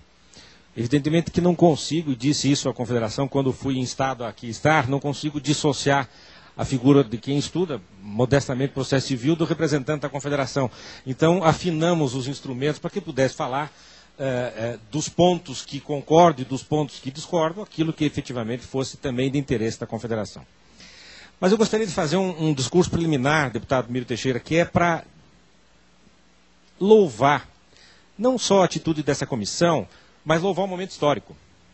Nós tivemos, ao longo da história do Brasil, depois das ordenações, depois da consolidação Ribas, depois da tentativa fracassada dos códigos estaduais, tivemos 2 códigos de processo civil, um em 39 e um em 73. Curiosamente, os 2 em períodos ditatoriais. Então, na história do Brasil, essa é a primeira oportunidade de discussão democrática para a criação de um Código de Processo Civil. Evidentemente que, como toda obra humana, tem defeitos, mas a tese é muito boa, a ideia é muito boa, e o projeto me parece um projeto muito bem arranjado, muito bem arrumado, muito bem estruturado, com uma linha lógica central muito bem formulada. Evidentemente, como fruto das mentes humanas e de grupos heterogêneos, como foi a comissão no Senado, como é a comissão na Câmara, ele deverá absorver o choque ideológico, ele deverá absorver o choque de ideias de todas as ordens, e por isso mesmo não será um instrumento uniforme, mas será um instrumento possível para a sociedade brasileira nesse momento. Selecionei 5 ou 6 pontos, deputado Miro Teixeira, deputado Sérgio Barradas Carneiro, para trazer para a discussão como contribuição da Confederação e minha para esse debate. O primeiro diz respeito à substituição da audiência preliminar pela audiência de conciliação. Me parece, sinceramente, um retrocesso. Nós voltamos ao Código de 73, ao procedimento sumaríssimo. O procedimento sumaríssimo em 73 tinha essa regra, deverá começar e terminar em 90 dias. Pueril, uma regra pueril. Já num país com 90 milhões de habitantes, antes da Constituição de 88, com poucos direitos, não funcionou. Agora nós pretendemos criar apenas a audiência de conciliação, num prazo recorde, no máximo 30 dias após o ajuizamento da petição inicial, para que depois comece a contar o prazo para a defesa, para a contestação. Eu imagino que nós teremos contestações apresentadas com 6 meses, com 8 meses, com 1 ano, porque é da realidade das coisas. Infelizmente, o nosso sistema não tem a agilidade estrutural, eu diria assim, que permita essa ilusão. Por outro lado, embora eu saiba que a audiência preliminar de todas as micro-reformas foi a que não pegou, ela conseguiu atrair o ódio unânime de juízes, advogados e promotores, ela é muito boa. Há estudos muito interessantes, e há um estudo do professor Paulo César Pinheiro Carneiro, da Universidade do Estado do Rio de Janeiro, que é fantástico a respeito disso. Ele fez uma pesquisa com um grupo de magistrados a respeito da eficácia desse modelo de audiência preliminar, se e quando o magistrado efetivamente a ela comparece, se e quando o magistrado efetivamente comparece e tem domínio do processo que está sob investigação naquele primeiro momento. Há números interessantes do professor Paulo César, no sentido de que o número de acordos foi expressivo, se chegou a um número expressivo de acordos, e naquele estoque de ações em que não houve acordo, que não houve extinção do processo por acordo, houve aquilo que me permite chamar de saneamento compartilhado, isto é, a definição dos pontos controvertidos e das provas que deveriam ser produzidas ocorreu na própria audiência. Isso evitou uma enxurrada de agravos nos tribunais, porque ainda o professor Paulo César mapeou que o grande momento, há 2 grandes momentos para agravo de instrumento, o momento do deferimento ou não da antecipação de tutela. Se eu peço e levo, o outro agrava. Se eu peço e não levo, eu agravo. Então nós chegamos no tribunal já nesse primeiro momento. E o segundo grande momento é o momento do saneamento. A parte pede 15 testemunhas, o juiz defere 3. A parte pede inspeção judicial, o juiz não vou. A parte pede produção de prova em algum lugar distante, etc. Provas desnecessárias a critério do juiz, e ele indefere. Nesse momento é interposto um recurso de agravo com um fundamento muito clássico, cerceamento de defesa. Então, nessa audiência preliminar, quando se chega a uma ata de consenso com a definição dos pontos controvertidos e das provas que serão aplicadas para a demonstração desses pontos controvertidos, nós retiramos dos tribunais um número muito grande, pelo menos potencialmente um número muito grande de agravos. O segundo ponto que me permito trazer, senhores deputados, é o da ação monitória. Não vejo, sinceramente, razão para retirá-la do sistema. Ela é inofensiva. Ela não cria problemas. E ela serve para pequenos credores. Pequenos credores. Pessoas físicas e jurídicas do seu setor, meu caro amigo. Não é mesmo? Elas manejam muito a ação monitória porque tem documentação muito frágil. Não tem título executivo, não tem cheque, não tem promissória, não tem duplicado. Mas tem... E dou exemplo dos hospitais. Num atendimento de emergência, o fulano tem apenas, o hospital tem apenas, depois do atendimento, o prontuário, a guia de internação e mais alguns documentos, e não tem um título executivo extrajudicial. Ele lança a mão da ação monitória para obter o título. Me parece que é um instrumento que não cria problemas no sistema. Em relação ao incidente de julgamento de demandas repetitivas, que me pareceu uma inovação muito interessante, muito louvável, porque isso sim, se bem aplicado, se bem adequado à nossa realidade, evitará essas demandas de massa em grande número. Nós temos hoje 1 milhão, por exemplo, de demandas tratando de regulação de telefonia. Nós temos mais 2 milhões de ações tratando de problemas de planos econômicos. Se isso pudesse ser resolvido precocemente, não tão precocemente, mas precocemente pelo sistema, me parece que nós desafogamos os tribunais superiores sem a necessidade, por exemplo, da emenda da PEC dos recursos, sem necessidade, por exemplo, de eliminar o acesso aos tribunais, de dificultar demais, de fechar muito o gargalo do acesso do jurisdicionado aos tribunais superiores. Mas, embora elogie, eu faria alguma crítica, senhores deputados, se me permitem, ao procedimento desse incidente. Me pareceu muito estreita a possibilidade de diálogo, a possibilidade de contraditório. E eu trago um exemplo que me foi dado ontem por um advogado no meu escritório, o doutor Arthur Mendes Lobo, que me pareceu interessante, um exemplo comparativo do Tribunal do Júri. Ninguém reclama quando o Tribunal do Júri leva 3 dias para que se chegue ao veredito. E aqui nós queremos, em 30 minutos, resolver milhões de possíveis potenciais demandas. Então, a sugestão é que, no procedimento, quando instaurado o incidente de julgamentos de demandas repetitivas, nós tivéssemos 30 minutos para uma parte, como está previsto, 30 minutos para outro, e está previsto 30 minutos para todos os demais interessados. Imagine, então, em matéria bancária, que nós teremos lá a Febraban, que nós teremos do outro lado os consumidores o IDEC, e todos juntos deverão dividir 30 minutos. Por que não? Já que esse julgamento potencialmente poderá eliminar uma leva muito grande de ações do judiciário, por que não se dedicar a esse tipo de novidade um tempo maior, meia tarde de interesse do tribunal, para que a discussão, o contraditório possa se exercer com absoluta liberdade, com amplitude democrática e etc. É uma sugestão que nos permitimos trazer. Outra questão que nos pareceu que também, de alguma maneira, significa uma marcha ré, é a que diz respeito às garantias judiciais. De fato, embora nós saibamos que o dinheiro é a garantia por excelência, nós temos outros tipos de garantias que podem muito bem ser manejadas no processo civil brasileiro. Vejam os senhores que, e procuro fazer aqui o seguinte raciocínio, com a possível eliminação do efeito suspensivo na apelação, nós teremos, como disse o colega, uma enxurrada de execuções logo em seguida. Além de termos uma enxurrada de execuções provisórias no sistema como está desenhado no projeto. Muito bem. Aí nós teremos penhora de dinheiro. E teremos levantamento da penhora em dinheiro, se não houver no processinho, aqui se referiu com muita propriedade, o orador que me antecedeu, se não tivermos lá um efeito suspensivo, nós teremos o levantamento, provavelmente o levantamento desse dinheiro. Bom, a sugestão que se faz é que, então, embora se tenha a penhora em dinheiro como prioritária, que seja possível, ao executado, substituir dinheiro em espécie ou em depósito por seguro-garantia judicial, por carta de fiança bancária, ou por cotas de fundo de investimento mantida por instituição financeira oficial.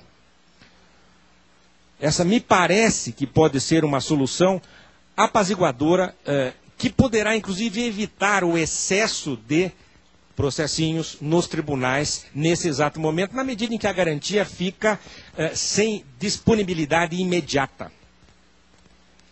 Outro ponto que me permito trazer, senhores deputados, diz respeito... e esse me parece um dos mais graves, porque contém uma inversão de lógica. É o da fraude de execução. Como funciona a fraude de execução? Vou me permitir fazer uma pequena digressão a respeito disso hoje no nosso sistema. Basicamente, funciona a lógica da vida, dos nossos relacionamentos políticos, pessoais, comerciais, que é a prevalência da boa-fé. Eu presumo a boa-fé do meu interlocutor. Agora, se ele me der mostras de que não merece a presunção de boa-fé, eu deverei, então, deixar de lado aquela negociação, etc., em função da demonstração de má-fé. Num segundo momento.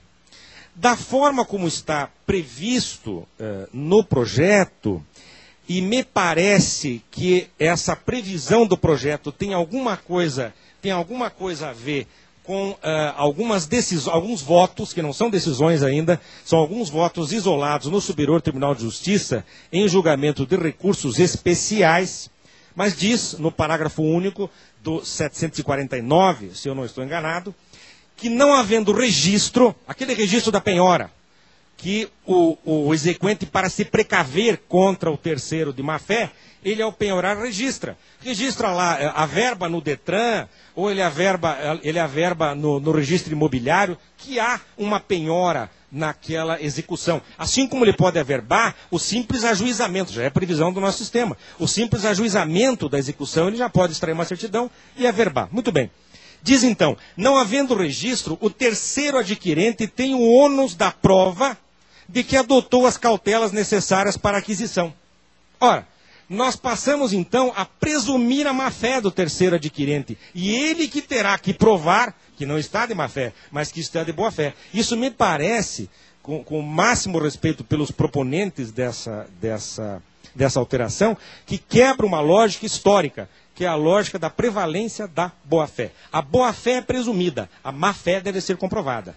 E aqui nós estamos presumindo a má-fé e exigindo que a parte demonstre a sua boa-fé através da prova, com certidões, etc, etc, etc. Me parece que esse dispositivo cria um desestímulo muito grande ao mercado imobiliário, no primeiro momento.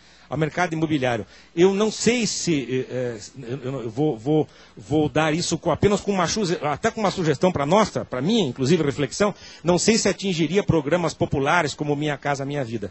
Mas os programas imobiliários, do modo geral, ficarão prejudicados. Porque para essas transações, que hoje são mais fáceis, haveria necessidade de o terceiro se forrar de uma série de certidões. Onde? Só na comarca em que reside, só na comarca da situação do imóvel, ou na comarca contígua, se tratando, por exemplo, de uma região metropolitana. Ele deveria ir também, atravessar a rua, ir para o pequeno município, ao lado da grande capital, também buscar certidões ou não. Me parece, deputados, uma preocupação que poderia ser objeto de maior reflexão, para que possamos, além de manter a lógica que historicamente sempre tivemos, da boa-fé. Um colega há pouco, inclusive, me fez um paralelo também com o processo penal, que é a presunção de inocência. Nós presumimos a inocência, a culpa tem que ser provada. E fazendo esse paralelo aqui, nós passamos a presumir a culpa. E a inocência deverá ser provada mediante a juntada de certidões, o que de fato rompe a nossa lógica. Para encerrar, eu gostaria mais uma vez de agradecer, dizer da minha felicidade de estar aqui, participando, ainda que modestamente, de um momento histórico tão importante para o país. Nós teremos sim, deputado, provavelmente, imagino que sim, torço para que tenhamos um novo Código de Processo Civil. Esse projeto, que é um projeto muito bom, é um projeto tecnicamente bem elaborado, é um projeto democraticamente discutido. Eu mesmo participei de 10 ou 12 audiências públicas, por curioso, na condição de professor, fui lá dar palpites. Depois, as propostas que não foram aceitas, eu mandei pelo site do Ministério da Justiça, eu repliquei as propostas pelo site do Ministério da Justiça. Me parece que, de fato, é uma discussão que tem sido travada com muita seriedade pelo Congresso Nacional, o foi pelo Senado, está sendo pela Câmara dos Deputados, com muita seriedade, com muita abertura, com muita acolhida para as sugestões que têm sido dadas. E eu repito aqui, me permito repetir aqui, deputado, aquilo que ele disse lá na Conferência Nacional da OAB em Curitiba. Eu acredito muito na capacidade técnica legislativa dos senhores deputados e do corpo da Câmara dos Deputados. E acredito também na possibilidade que existe, que para mim é muito clara, da resistência. Né? O parlamentar está sempre na trincheira da resistência, inclusive para resistir às pressões eventualmente indevidas. Eu agradeço muito pela gentileza e os cumprimentos pelo trabalho.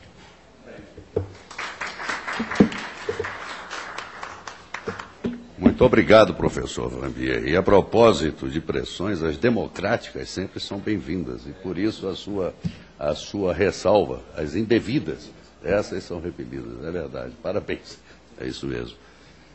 Eu penso que todos já falaram, e eu pergunto, está mantido o dia 1º para emendas? Dia 5.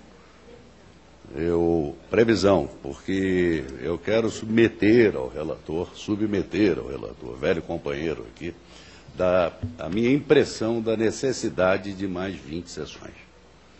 Mas acho que deveria ser uma observação do relator. Não estou percebendo a mobilização dos relatores setoriais, dos relatores parciais, embora eles estejam trabalhando. Nós estamos vendo o que está se passando aqui na Câmara dos Deputados, em acúmulo de reuniões. Eu já recebi 5 avisos aqui pela presidência da Câmara, que achei que seria um desacato largar essa reunião. O Arnaldo teve que sair correndo seguramente para a Comissão de Constituição e Justiça, outros companheiros não estão aqui. As coisas estão acontecendo ao mesmo tempo. Eu recebi de juristas formidáveis que viram, enfim, palestras nossas, intervenções aqui, mandaram praticamente um projeto em cima da proposta de 1973. Eu já olhei, e é o que nós falamos aqui, em outras oportunidades, basicamente, o que está sendo também discutido por vossas excelências aqui. Quero ter maior consciência para assinar e apresentar. Insisto que aquele artigo 4º, não me lembro de qual se é o 4º, da questão dos prazos razoáveis. Todos nós, cidadãos, temos prazos legais determinados e o juiz tem prazo razoável. Então, a imprecisão dessa linguagem, nós aqui sentimos muito na pele, no caso da relevância e urgência da medida provisória, por exemplo. Que diabo é isso de relevância e urgência? Já serviu para o presidente da República dar carro oficial para a vice-presidência, para o vice-presidente da República. Bom, não é que haja má fé do legislador, mas realmente, de repente, se escorrega numa inversão do ônus da prova. Que no processo penal seria remontar a Inquisição e vir cair no processo civil, não é? Então, a linguagem delicada de vossas excelências, a nossa linguagem aqui, às vezes não chega a ser tão delicada. Tivemos debates tremendos aqui em torno da questão da suspensividade, no caso da apelação. Também todas as questões relativas aos incidentes de demandas repetitivas, são coisas que já nos preocupam. E que nós estamos vendo que a linguagem está afinando. Repara que, com o passar do tempo, estamos chegando a pontos comuns entre os debatedores, que seguramente não combinaram o que dizer. Mas está havendo uma confluência. Por quê? Porque é o bom senso. Então, já que isso está acontecendo num ambiente tão maravilhosamente democrático, eu te pediria que também, com o seu bom senso, você examinasse a possibilidade de partir de Vossa Excelência o pedido de umas 20 sessões. Ou que estabelecêssemos, para não termos a ansiedade ou a angústia de se realizar ou não a sessão de plenário, nas 20 sessões, um prazo certo, que se não houver sessão do plenário, ficará valendo aquela data. Ficará valendo aquela data. Há precedente nesse tipo de acordo. Seguramente o nosso pessoal regimentalista ali da Secretaria vai botar umas objeções, mas aí Vossa Excelência vencerá as objeções dos secretários, que ficam muito apegados ao regimento da Casa. Eu preciso ir para a presidência da Câmara, não sei se Vossa Excelência quer falar. Então...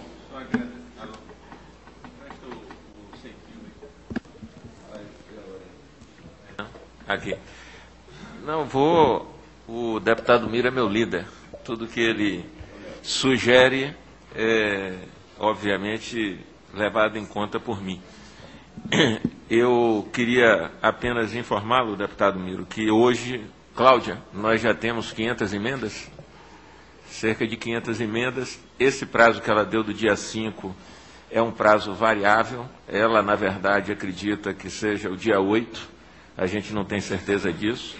Eu imagino que possamos conversar com o deputado Fábio Tradi para que, no mínimo, ele prorrogue esse prazo até o dia 22, que é o último dia da legislatura, porque as emendas elas já estão se repetindo.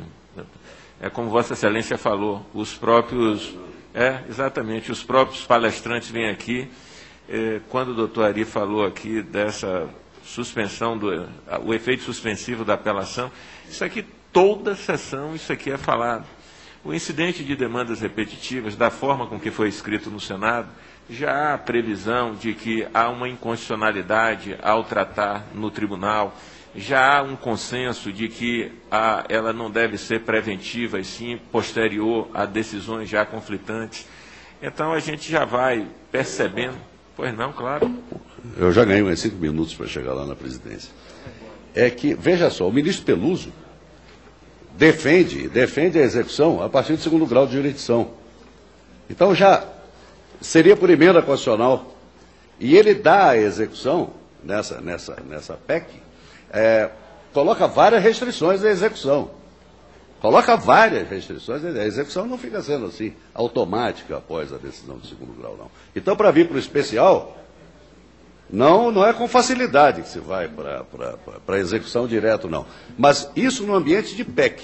Agora imagina, se de repente se aprova aqui, no novo Código de Processo Penal, algo mandando à execução a decisão de primeiro grau, grosso modo. E daqui a pouco se aprova uma PEC dizendo que para o recurso especial é que não há suspensividade, porém com a dificuldade, com restrições da execução. Então é preciso nós afinarmos um pouco esse trabalho. Estava pronto para a ordem do dia um projeto que veio do Senado com esse teor.